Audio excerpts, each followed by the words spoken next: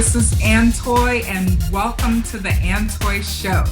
Today we have an amazing guest, Jillian Bullock, and she is an award-winning filmmaker, transformational speaker, author, mind, body, spirit coach, mental health advocate, vegan warrior, and president and CEO of Jillian Bullock Enterprises, LLC.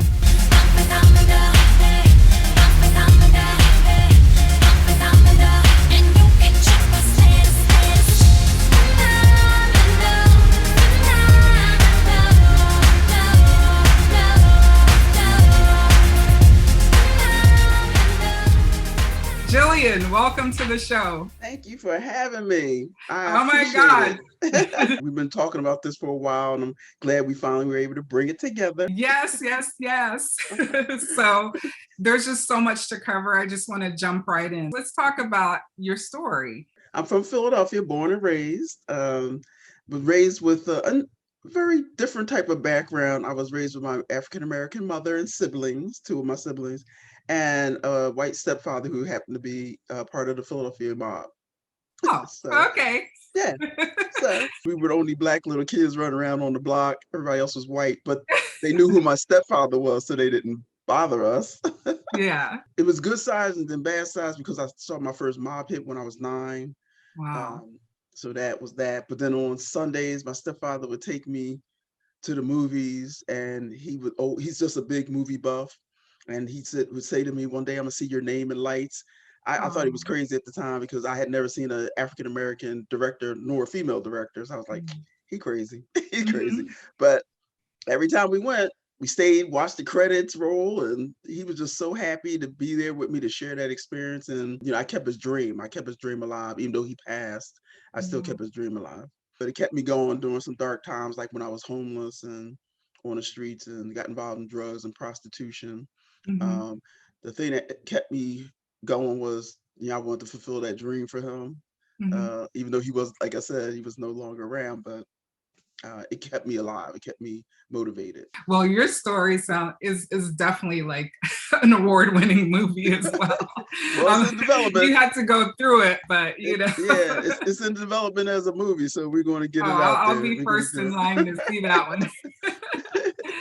Tell me a little bit about just overall what you do. Well, I have 2 separate businesses. One is the Jillian Bullock Enterprises, and that is the entertainment and film production company. And then I also have my speaker business where I do the mind, body, spirit coaching, and I do all that other stuff, the transformational speaker on that side. So it's 2 separate businesses, but I'm doing them both, trying to work toward building my multi-million-dollar empire.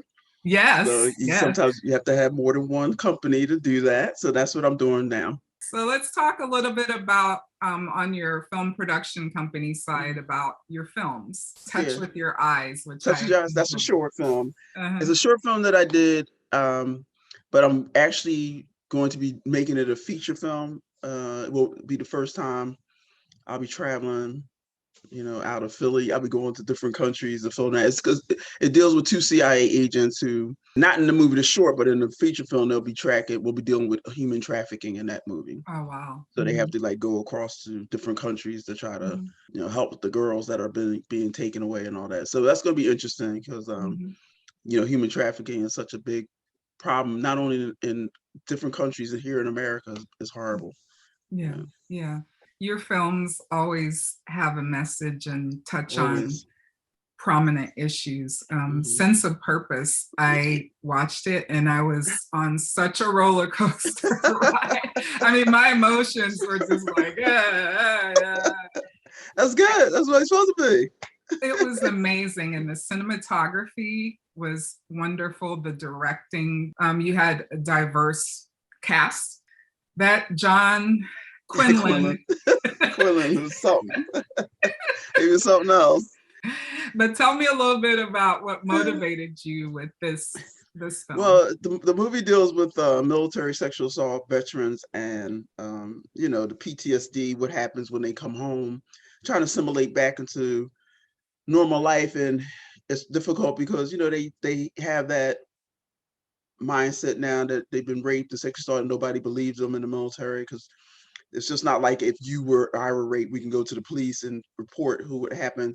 The military doesn't have that kind of, you can try to go above and above, but usually you're going to get in trouble like I did. Something like that similarly. I wasn't raped because I am a black belt in martial arts, so I took care of that situation really quick. Yeah.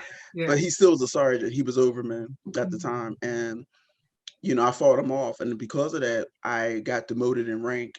And eventually I got discharged. I got an honorable discharge, but I still got discharged. And I got my rank taken away for trying to report him to my superior. And that's usually how it is. You either get your rank taken away, you can get beat up, violence. Some women have actually been killed because they have spoken out about it. So I wanted to do that story and let other people know that men get sexually assaulted more in the military than women do, just because there are more men in the military. And I just wanted to bring that to light, not bashing the military, but just saying they need to get more of a handle on sexual assault and rape in the military and deal with it and not keep pushing it under the rug. In Hollywood, it's kind of the same thing, but with the military, there is a structure and you're kind of stationed somewhere with these people and you're not going to be able to they have your lives in your hand. If you're out there in a foxhole with them, because women are out there now, they're medics and they're also going to be, a lot of them being trained to go into actual combat. So, you want them to have your back, and if they don't have your back, you know what's going to happen. It's so difficult that I'm doing a sequel. Yeah. I'm doing a sequel to the movie, but just so we could bring more awareness to it. Different storylines, of course, but it's so important. Like I said, I was in the military and I was able to fight the guy off, but how about all those women or men who can't? And then, yes. So. Well, I'm so grateful that you brought these stories to light, and so it was difficult to do because Tamara, who plays the lead female character in the movie, she was in the Air Force, and everybody's experience is different. Her experience, she loved her experience, and she never had any issue. So I had to make sure I brought someone, John's character, someone who's a badass and could be believable in that role of being the rapist in that movie. So he was so believable. And I don't want to talk about the plot at all because I want you guys to feel what I felt and go on that same roller coaster, but it is amazing. And you also appear in the film, which I think is awesome. Yeah, well, when you run out of money, you can't pay an actress anymore. You got to jump in and do what you got to do. So I get paid, but we needed the character to show a different dimension and different side of that and his relationship with his wife. So I loved all the different dimensions that you had, and making each character human. Me as a filmmaker and as a writer, I want to be fair and show different components of people, whether they're a bad guy or not, So they had to bring that person to that stage in life, to be that way. Yeah. Well, you definitely did that. And the thing I love too is that you were like writer, director, producer, fight choreographer. I'm very similar to that. Like I end up doing a lot of different things, not necessarily always because I want to, but it's great to see how effectively you did it all simultaneously. So if people want to watch the films, YouTube, they just put Touch With Your Eyes and that'll pop up. So that's free for them to see. A Sense of Purpose, they can watch it for free if they have Amazon Prime. If not, they just have to pay like $3.99 for the movie or something like that to watch. And that's amazing. I love that it's on Amazon so everyone can have access to it. Yep. Okay. So you're also a transformational speaker. Well, considering my past, I just realized that a lot of people are going through so much pain, emotionally, physically, whatever. So I use my background in fitness and wellness and health, and when we were able, I was able to go out and speak to people, just to try to help them. I always say transform from a victim to a victor, because a lot of people just have a victim mentality, and I felt that way a long time myself until I got therapy and start working on myself, and then I was able to transform my own self. So that's what I try to help people do now, and let them understand that you can fulfill your dreams, you can do anything you want despite your past mistake. Like, my motto is your past doesn't dictate what your future will be. And that my past says that clearly.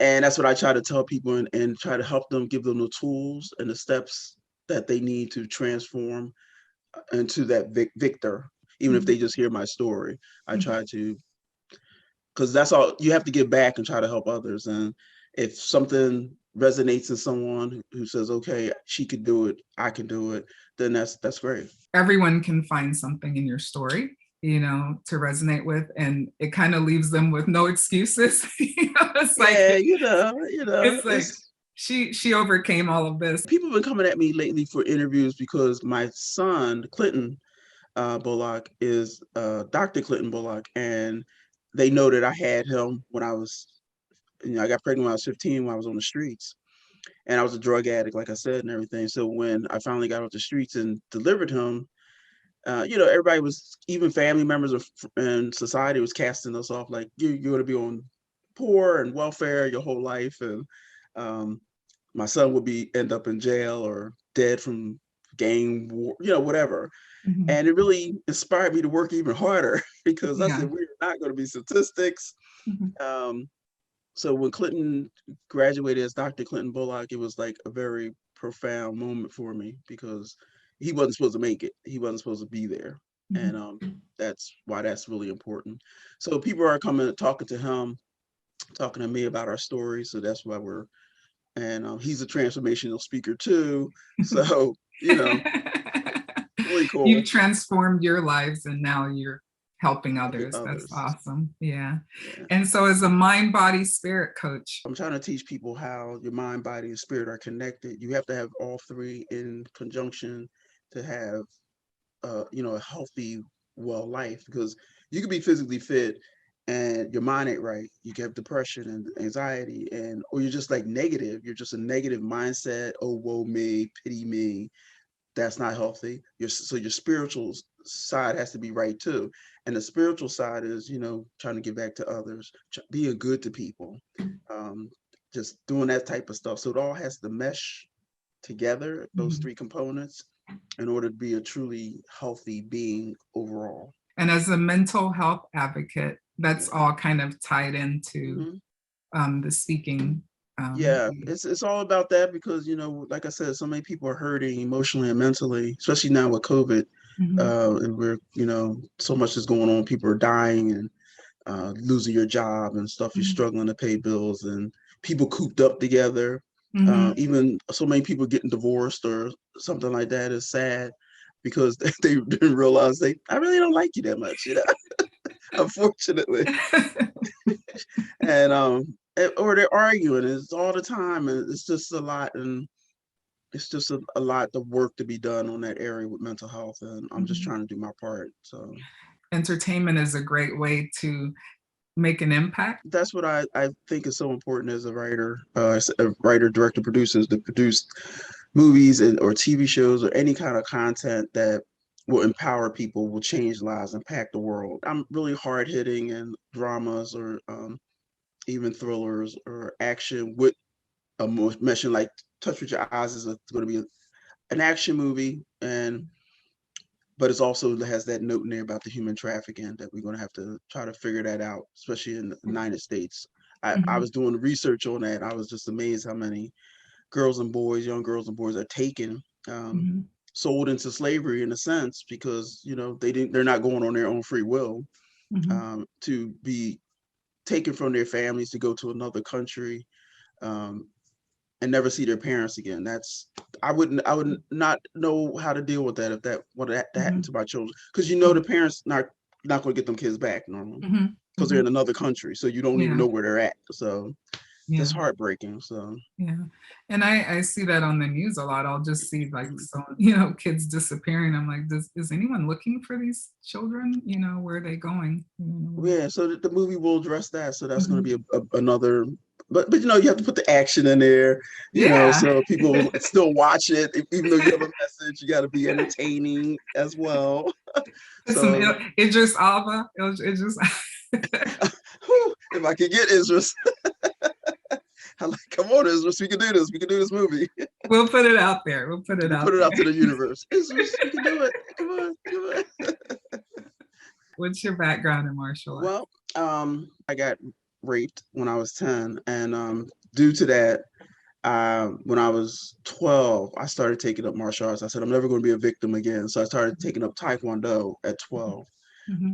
And I got my black belt a few years later in Taekwondo. You know, you had to compete and all that in order to get your belt. So I did all that, won these trophies and everything. Then in my 20s, I started training in Wing Chun. It's the style that Bruce Lee started with. He started with Wing Chun. So then a few years did that, and I got my second black belt.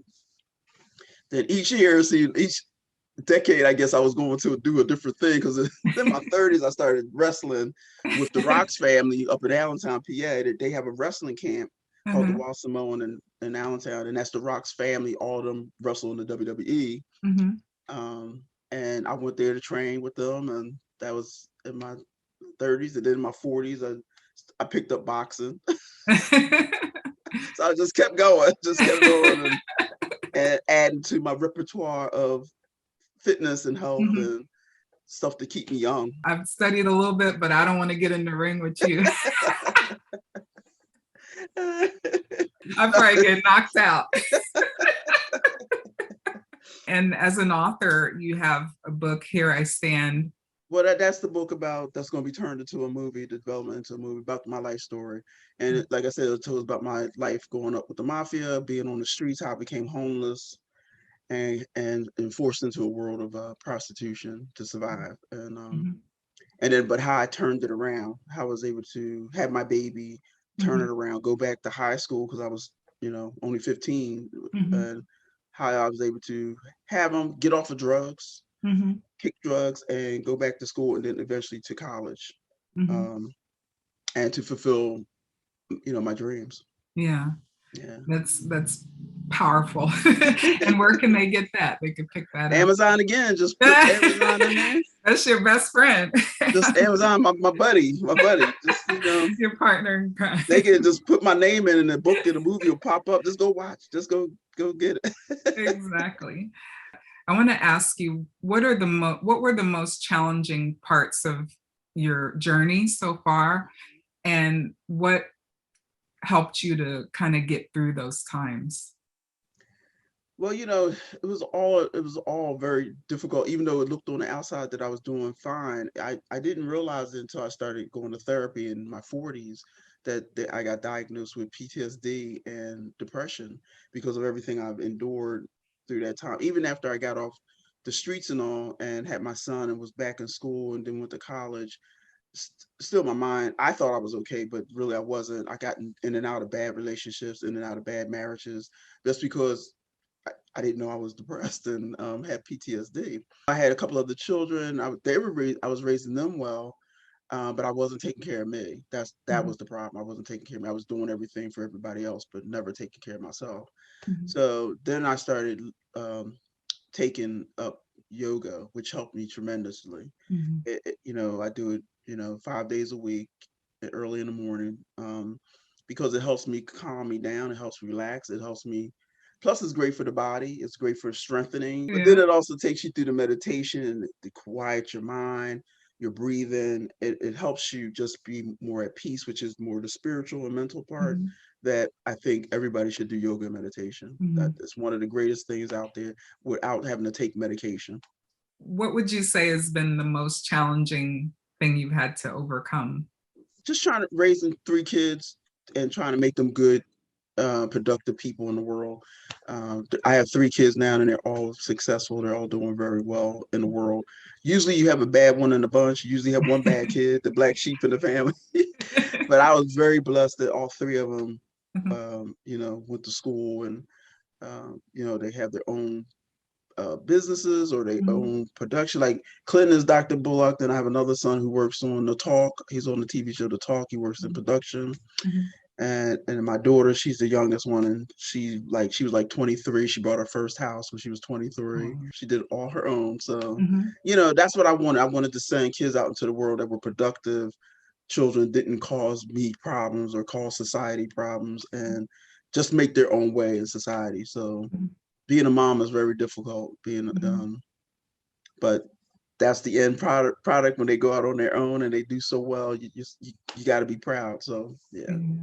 Well, you've done an amazing job of just, transforming your life, creating amazing, productive, and happy children. It's just awesome. We're in the midst of COVID right now, and people are facing lots of challenges and in ways they've never even imagined would face.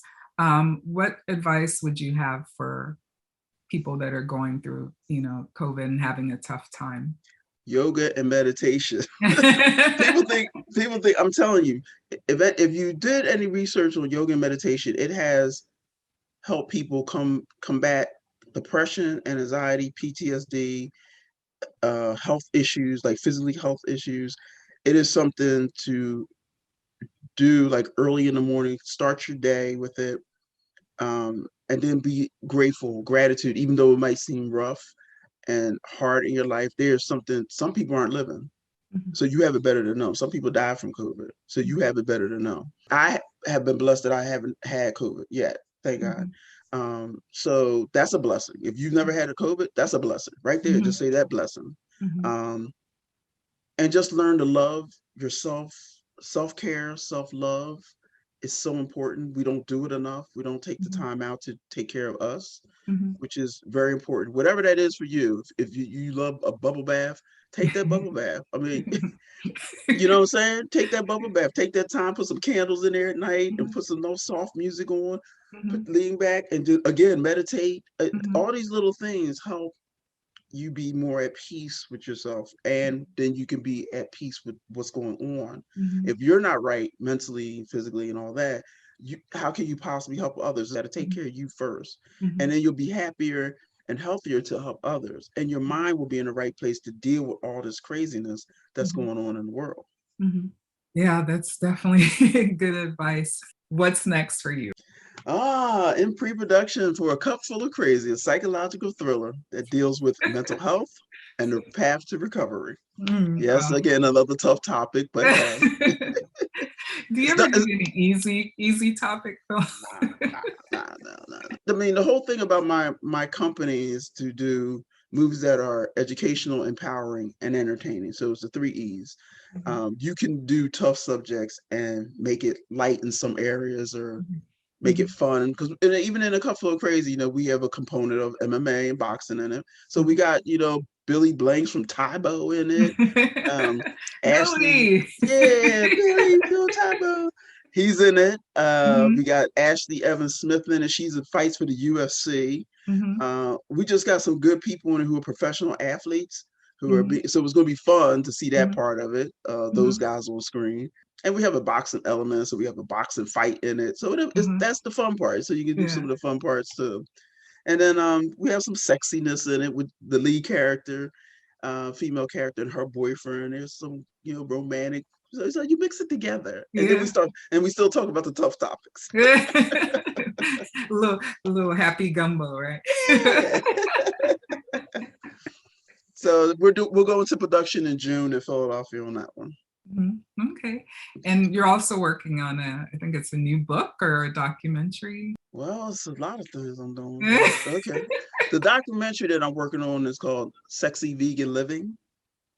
And what that is me talking to doctors and athletes of how their performance have improved because they're vegans. And and talking to doctors about how you can reverse chronic diseases through veganism. And also the big component, how vegans have much greater sex. And there's reason why. It'll be in the documentary why vegans have greater sex. But it's just, again, something fun, but something educational. I want people to be as healthy and fit as they can, especially as they get older. I'm 59 and people be like, I don't understand how you do what you do. Well, it's the way I eat and it's the way I live and stuff like that. And my yoga, get my mind right. So you want to be spry and all that, even as you get older. You want to be able to run down the steps, or pick up your kids or pick up your grandkids, make love to your partner in many beautiful ways, and not be like, oh, I got a cramp. Oh, wait a minute.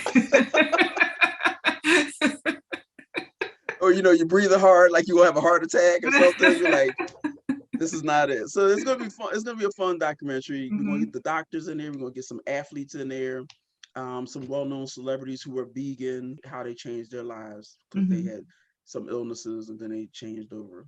And it's gonna be great. It sounds awesome.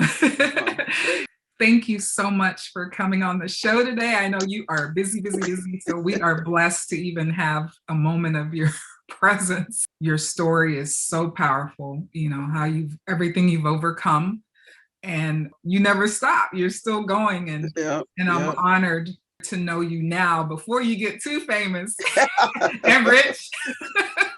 So maybe you'll invite me over when you get, your mansion, I'll come over for dinner or something. Yeah, that'd be nice. To find out more about Jillian, go to jbollockenterprises.com and jbollockspeaker.com. And for more inspiring content, go to youtube.com/The Antoy Show, mangoseed.tv, and antoygrant.com. See you guys soon.